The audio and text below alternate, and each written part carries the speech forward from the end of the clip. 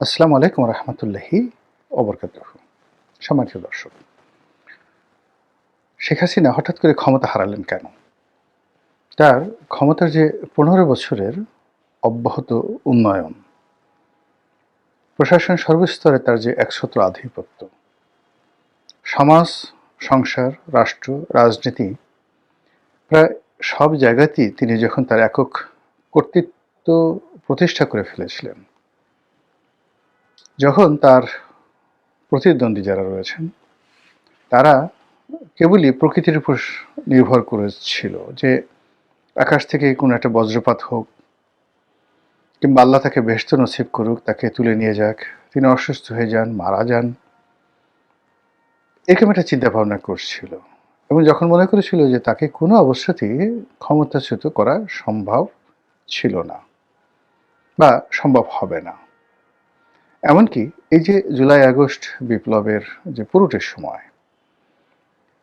পুরোটির সময় তারা আন্দোলনকারীরা বঙ্গবন্ধু, শেখ হাসিনা এই শব্দগুলো সামনে রেখে, মুক্তিযুদ্ধকে সামনে রেখে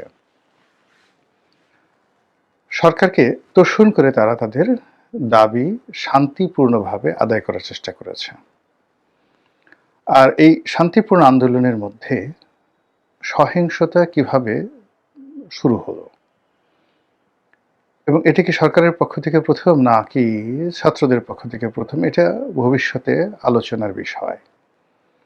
তো সেই সহিংস আন্দোলনের পথ ধরে মাত্র ৩ থেকে ৪ দিনের মধ্যে ১৫ বছরের যে বজ্রকঠিন শাসন, এটি কিভাবে ভেঙে পড়েছিল, তার পেছনে ভারতের কি হাত ছিল, আমেরিকার কি হাত ছিল, এবং সরকারের কূটনৈতিক যে ব্যর্থতা সেটা কিন পর্যায়ে ছিল, তার সঙ্গে সঙ্গে রাষ্ট্র এবং প্রশাসন যন্ত্রের উপর সরকারের কতটুকু নিয়ন্ত্রণ ছিল, আর দেশের বাইরের যে বিদেশি শক্তিগুলো তারা কতটা নিয়ন্ত্রণ প্রতিষ্ঠা করেছিল শেখ হাসিনা সরকারের উপর, তার একটি সহজ সরল সোজা সাপটা চিত্র বের হয়ে এসেছে। আপনারা সবাই জানেন যে বাংলাদেশের সবচেয়ে দীর্ঘকালীন অর্থমন্ত্রী জনাব আবুল মাল আব্দুল মুহিত অত্যন্ত, যাকে বলা হয়, সৎ, উচ্চ মার্গের শিক্ষিত কবি, লেখক, এবং বাংলাদেশের যে কটি বনেদি পরিবার রয়েছে সেই বনেদি পরিবারের অন্যতম সন্তান, পাকিস্তান সিভিল সার্ভিসের একজন সদস্য ছিলেন শেখ হাসিনার অর্থমন্ত্রী। তার অর্থমন্ত্রী ছোট ভাই ডক্টর আব্দুল মোমেন, তিনি একজন অর্থনীতিবিদ, একজন কূটনীতিবিদ এবং একজন রাজনীতিরও তিনি ছাত্র। তো যেটি হয়, মানুষ যখন খুব বেশি মাত্রায় লেখাপড়া করে এবং তাদের সফলতাটা আন্তর্জাতিক মাধ্যমে হয় বা আন্তর্জাতিক অঙ্গনে হয় এবং ইন্টারন্যাশনাল স্ট্যান্ডার্ড, আন্তর্জাতিক মানদণ্ডে তাদের সফলতা এবং তাদের শিক্ষা দীক্ষা বিবেচিত হয়। এই মানুষগুলো আমাদের যারা বাংলাদেশের মানুষ, সাধারণ মানুষ, তাদেরকে সবাই বোকাশোকা ভাবে। এরা সহজ সরল সোজা সাপটা কথা বলেন।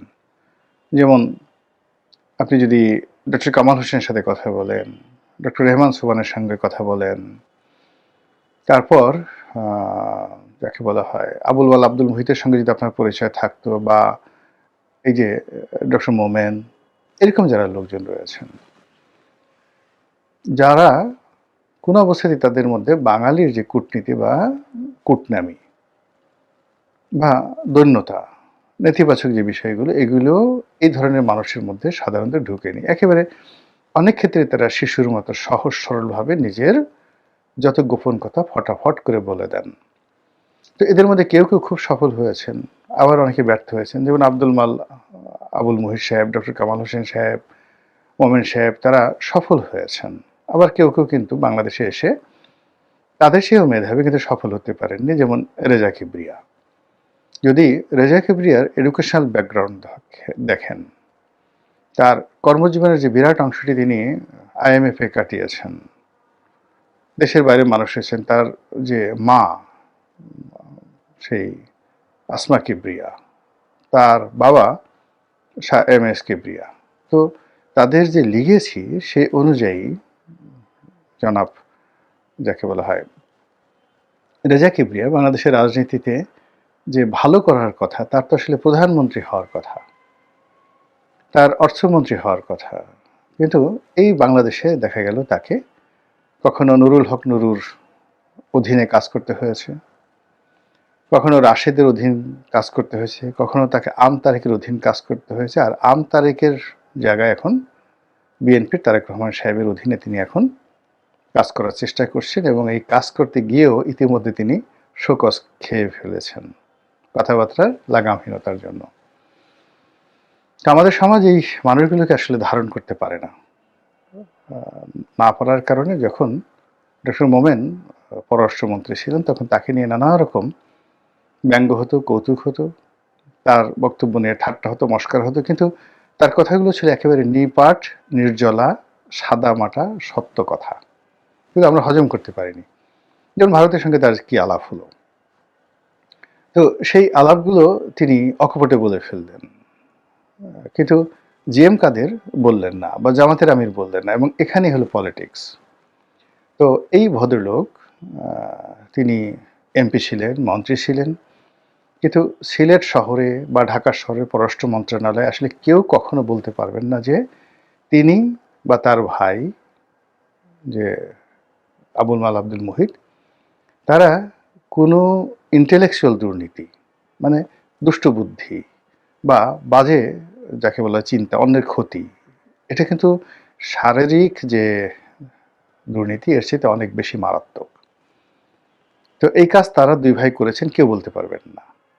তারা বেফার, যেমন ডক্টর আবুল মাল আব্দুল মুহিত রাগ হয়ে বলে ফেলতেন বোগাস বোগাস, আর কি কি যেন কথাবার্তা বলতেন, কিন্তু অসাধারণ তার যে জ্ঞান, গরিমা, প্রজ্ঞা, এটা কল্পনাই করা যায় না। কাছে থেকে দেখেছি, যার জন্য শ্রদ্ধা না করে কোনো উপায় নেই।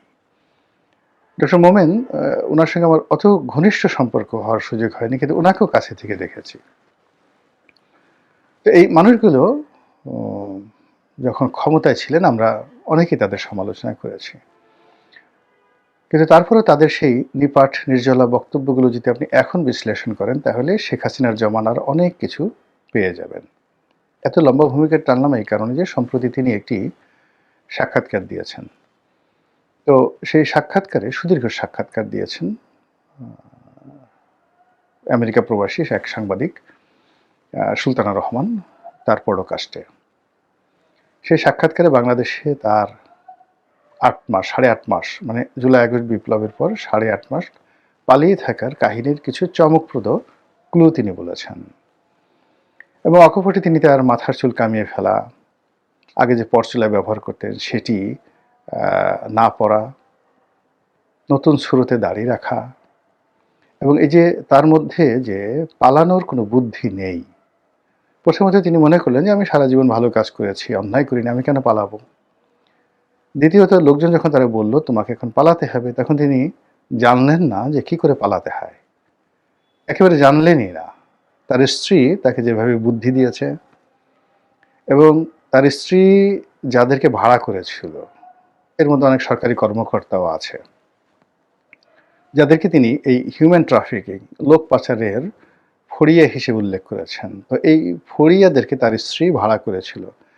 এখন সেই ফড়িয়াদের সাথে তাদের মানে তার স্ত্রীর কী কথা হয়েছিল তিনি জানতেন না। তিনি শুধুমাত্র তার স্ত্রী হয়তো বলেছেন যে ওরা যেভাবে তোমাকে যেখান দিয়ে নিয়ে যায় তুমি সেভাবে যাবে চোখ বুজে। তিনি ঠিক সেই কাজটি করেছেন। তো যা হোক, তো এই যে তার যে সরলতা, সেই সরলতার মধ্যে তিনি যে কথাগুলো বলে ফেলেছেন শেখ হাসিনার জমানাতে, আপনি নিশ্চিত থাকতে পারেন যে এটি একেবারে 100% সত্য কথা। এর মধ্যে কোনো রকম ছলচাতুরি নেই, মিথ্যা নেই। আর সেই কথাগুলি পিলে চমকানো কথা। তিনি কথা প্রসঙ্গে বলেছেন যে পশ্চিমাদের সঙ্গে, আমেরিকার সঙ্গে শেষ পর্যায়ে শেখ হাসিনার যে সম্পর্কটি নষ্ট হয়ে গেল, এই নষ্ট হওয়ার পেছনে দুটো কারণ ছিল। এক নম্বর কারণ ছিল যে ওরা বাংলাদেশের সেনাবাহিনীকে অস্ত্র দিতে চাচ্ছিল বা অস্ত্র বিক্রি করতে চাচ্ছিল। তো আসলে শেখ হাসিনার জমানাতে যে শেষের দিকে বিশেষ করে করোনার সময়টিতে মারাত্মক ফাইন্যান্সিয়াল একটা ক্রাইসিস শুরু হয়। ওই সময়টাতে আমরা প্রেডিক্ট করেছিলাম যে হয়তো একটা দুর্ভিক্ষ হয়ে যাবে এবং শেখ হাসিনা নিজেও তিনি স্বীকার করেছিলেন একটি দুর্ভিক্ষ হয়ে যাবে। তো সেই দুর্ভিক্ষ থেকে দেশকে বাঁচানোর জন্য তিনি যে কি পরিমাণ চেষ্টা করেছেন, তারপরে কি পরিমাণ খাদ্যশস্য আমদানি করেছেন আনকন্ডিশনালি, সেটি ডক্টর মোমেনের কথায় প্রকাশ হয়ে গেছে। আর এই কাজ করতে গিয়ে তাকে আমেরিকার শত্রু হতে হয়েছে। আমেরিকা চেয়েছিল যেখানে স্টার্ভিং হোক, দুর্ভিক্ষ হোক, মানুষ না খেয়ে মরুক, আর আফ্রিকার মতো বাংলাদেশ অস্ত্র কিনুক আমেরিকান সেই কোম্পানিগুলোর কাছ থেকে। এবং আপনি দেখবেন যে আমাদের দেশের থানা, পুলিশ, প্রশাসন এদের হাতে এখনও সেই মান্ধাত্য আমলের চাইনিজ রাইফেল। হয় আজ আপনি আফ্রিকা থেকে দেখবেন যে ইভেন যারা জলদস্যু তাদের হাতেও বেস্ট কোয়ালিটির আমেরিকার যে বড় বড় কোম্পানি, কোল্ট, তারপর ইটালির যে বড় বড় কোম্পানি সেই পেট্রোবারেটা, কিংবা রাশিয়ার AK-47 এই ব্র্যান্ডের, বা জার্মানির পিকে ওয়ালথার, এরকম বড় বড় ব্র্যান্ডের অস্ত্রগুলো সেই আমাজনের জঙ্গলের ডাকাত, আফ্রিকার জঙ্গলের ডাকাত, সোমালিয়ার জলদস্যু এদের হাতে স্বভাব হয়। কিন্তু বাংলাদেশের সেনাবাহিনীর হাতেও ঠিক এইরকম অস্ত্র নেই। এর কারণটা হলো শেখ হাসিনা মনে করেছেন যে এই মুহূর্তে অস্ত্রের চাইতে আমাদের খাদ্যশস্য বেশি দরকার। আপনারা বিচার করবেন যে এটা তিনি কতটা অন্যায় করেছেন, কতটা জুলুম করেছেন, বা কতটা ভুল করেছেন। এই একটা বিষয় ওনার এই বক্তব্যে ফুটে উঠেছে যে শেখ হাসিনা তার পুরো জমানার হাতে অস্ত্র কিনতে চাননি। পরিবর্তে তিনি বাংলাদেশে খাদ্যশস্যের মজুদ, আমরা মাঝে মাঝে দেখেছি যে 8 লক্ষ টন খাদ্যশস্য নেমে এসছে রাতারাতি। সারা পৃথিবীতে ক্রাইসিস ওই মুহূর্তে। ভারত বন্ধ করে দিয়েছে খাদ্যশস্য, তারা এক্সপোর্ট করবে না, তাদের দেশের সমস্যা। পাকিস্তান বন্ধ করে দিয়েছে, শ্রীলঙ্কা বন্ধ করে দিয়েছে। সে কোথার থেকে যে সে এই চাল ডাল এনেছে, এই খাদ্য মন্ত্রণালয়ের ফাইলপত্র খুঁজলে বোঝা যাবে। এর কারণ হলো আমরা পৃথিবীতে সবচেয়ে বড় যে রাইস কনজিউমিং কান্ট্রি। আমাদের দেশের যে চাল লাগে পৃথিবীর অন্য কোনো দেশে এত চাল লাগে না, এমনকি চায়নাতেও লাগে না। চায়না আমাদের দেশে কত লোকজন, ভারতে কত লোকজন, ভারতের লোকজন এই এক মুঠ ভাত খাবে, একটু কলা খাবে, কচু খাবে, সব মিলিয়ে ঢেলে। কিন্তু আমাদের হলো খাবারের 90% আমাদের ভাত লাগে। তো এই বিশাল যে সাপ্লাই, তার সঙ্গে সঙ্গে আমাদের যে কৃষিতে এই উৎপন্ন, মানে কৃষিক্ষেত্রে ধানের এবং গমের যে উৎপাদন, এটা যে আওয়ামী লীগ জমানাতে কি হয়েছিল, এটা ডক্টর মোমেনের এই বক্তব্যে ফুটে উঠেছে। গেল এক। 2 নম্বরে যেটি আছে সেটি হলো সেন্ট মার্টিন। তো সেন্ট মার্টিন নিয়েও শেখ হাসিনার উপর একটা চাপ প্রয়োগ করা হয়েছিল, এবং এটা ডক্টর মোমেন যত খোলামেলা করে বলতে পেরেছে, ইভেন শেখ হাসিনা বলতে পারেননি। শেখ হাসিনা যেটা বলেছিলেন যে আমার কাছে চাচ্ছে এটা, এবং বলা হচ্ছে যে যদি এটা দেওয়া হয় তাহলে শেখ হাসিনাকে একটা ব্ল্যাঙ্ক চেক দেওয়া হবে, তিনি অনন্তকাল ক্ষমতায় থাকতে পারবেন। এবং তিনি বলেছিলেন যে আমি বঙ্গবন্ধুর কন্যা, দেশ বিক্রি করে আমি ক্ষমতায় থাকতে চাই না। তো এখন এই যে তার সেই বক্তব্যটি ওই মুহূর্তে আমরা বিশ্বাস করিনি, কিন্তু এখনকার প্রেক্ষাপটে আমাদের সন্দেহ, আমাদের অবিশ্বাস এবং আমাদের ক্রোধ এবং আমাদের প্রিয় মাতৃভূমির একটি অংশের জন্য, সেন্ট মার্টিনের জন্য আমাদের যে দরদ, এটি এখন বাঙালির 18 কোটি বাঙালির হৃদয়ের স্পন্দনে পরিণত হয়েছে। আর এই স্পন্দনটিকে, 18 কোটি বাঙালির যে স্পন্দনটিকে শেখ হাসিনা তার হৃদয়ে এবং মন এবং মস্তিষ্কে কিভাবে ধারণ করতেন, নিজের জীবনের বিনিময়ে, তার ক্ষমতার বিনিময়ে, ইলেকশনের বিনিময়ে, মানে এনিথিং, সব কিছুর বিনিময়ে তিনি এই সেন্ট মার্টিনকে ধারণ করতেন। এটা ডক্টর মোমেনের এই বক্তব্যে ফুটে উঠেছে।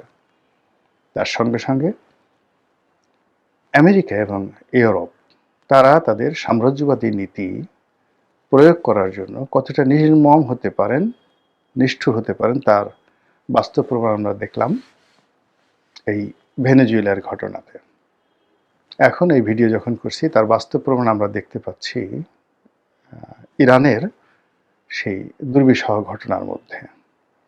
এর আগে সিরিয়া, তার আগে পাকিস্তান এবং আফগানিস্তান, সহ পৃথিবীর বহু দেশকে তারা কোথাও মরুভূমি বানিয়ে ফেলেছে, কোথাও জ্বলন্ত অগ্নিকুণ্ড বানিয়ে ফেলেছে, কোথাও বিরান ভূমিতে পরিণত করে দিয়েছে, এবং কখনো কখনো সভ্যতার চাকাকে 50 বছর পেছনে ফিরিয়ে দিয়েছে। এইরকম একটি সাম্রাজ্যবাদী শক্তির সম্মুখে দাঁড়িয়ে এই বাংলাতে কেউ একজন ছিলেন যিনি বাঙালিদের পাসপোর্ট তার জমানাতে সম্মান পেয়েছিল, বাংলাদেশের টাকা মর্যাদা পেয়েছিল, বাংলাদেশকে একটি এমার্জিং টাইগার হিসেবে বিশ্ব গণ্য করত, এবং বাংলাদেশকে ভিসা মুক্ত মানে অন অ্যারাইভাল ভিসা দেওয়ার জন্য অনেকগুলো দেশ নিজে স্বেচ্ছায় এগিয়ে এসেছিল, আর আরো অনেকগুলো দেশ অন অ্যারাইভাল ভিসা দেওয়ার জন্য তারা মনে প্রাণে রাজি ছিল। যখন এই মুহূর্তে বাংলাদেশের পাসপোর্টের সবচেয়ে দুরবস্থা চলছে, আমেরিকা সেখানে তাদের ইমিগ্রেন্ট ভিসা যাদেরকে বন্ধ করে দিয়েছে, যে সকল দেশকে তারা ভিসা দেবে না, এরকম 75টি দেশের মধ্যে বাংলাদেশ আছে। এর বাইরে এখন অন অ্যারাইভাল ভিসা দেওয়ার ক্ষেত্রে এমনকি ভুটানও আমাদেরকে অন অ্যারাইভাল ভিসা দিতে চাচ্ছে না, শ্রীলঙ্কা দিতে চাচ্ছে না, মালদ্বীপ দিতে চাচ্ছে না, আর গণহারে ইউরোপ থেকে শুরু করে মধ্যপ্রাচ্যের দেশগুলো গণহারে ভিসা রিজেক্ট করে যাচ্ছে। শুধুমাত্র চীন কন্ডিশনালি ভিসাটা উন্মুক্ত রেখেছে, ভারত বন্ধ করে দিয়েছে। এরকম যে একটা অবস্থা, যখন আমরা আসলে দেশের বাইরে যেতে পারছি না, যাওয়ার প্রয়োজন মনে করব না হয়তো আগামী দিনে, আমরা মনে করবো আমাদের দেশেই সব কিছু সম্ভব, আমরা বিদেশে যাবো কেন, বিশ্বের সব দেশ আমাদের কাছে আসবে। তো এরকম একটা জিনিস যখন খুব বেশি ব্র্যান্ডিং হচ্ছে, ঠিক সেই সময়টিতে এই যে সাবেক পররাষ্ট্রমন্ত্রী ডক্টর আব্দুল মোমেন তার যে সাক্ষাৎকার, এটাকে আপনি যতই হালকাভাবে নেন না কেন, এই সাক্ষাৎকারের মাধ্যমে আওয়ামী লীগ জমানার কতগুলো বিষয় এত চমৎকারভাবে ফুটে উঠেছে। তার সঙ্গে সঙ্গে এই গত 17 মাসে প্রশাসনের মধ্যে, সরকারের মধ্যে কিভাবে দালাল রয়েছে, ফুরিয়ে রয়েছে, কিভাবে টাকার বিনিময়ে দেশের ইমিগ্রেশনগুলো, সীমান্তগুলো পার করে দেয়া হয়, তার একটি বাস্তব প্রমাণ মোমেন সাহেবের এই বক্তব্যে ফুটে উঠেছে।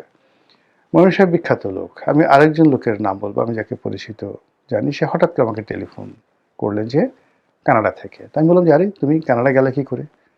একটা খুব বড় জেলার একেবারে সদর উপজেলার চেয়ারম্যান ছিলেন তিনি, এবং একটা জেলার আওয়ামী লীগের প্রধান। তো কানাডা থেকে ফোন করলো। আমি বললাম আরে তুমি গেলা কি করে? বলে এয়ারপোর্ট দিয়ে আসলাম। কিভাবে গেলে? এটা কি করে সম্ভব? বলে না, অনেক চ্যানেল আছে, অনেক চ্যানেল আছে, সবার কাছ থেকে তারা 20 লাখ নেয়, আমার অবস্থা খারাপ, এই জন্য আমাকে 12 লাখ টাকা আমি দিয়েছি, তারপর আমাকে ছেড়ে দিয়েছে, আমাকে তারাই এই এয়ারপোর্ট পার করে দিয়েছে। এই হলো অবস্থা। এখন মোমেন সাহেবের ক্ষেত্রে হয়তো এয়ারপোর্ট পাড়ি দেওয়াটা সম্ভব ছিল, এর কারণ হলো তার ফেস একেবারে বেশি ওয়েল নন। কিন্তু ওই যে আমি যে নেতার কথা বললাম, সে হয়তো ন্যাশনালি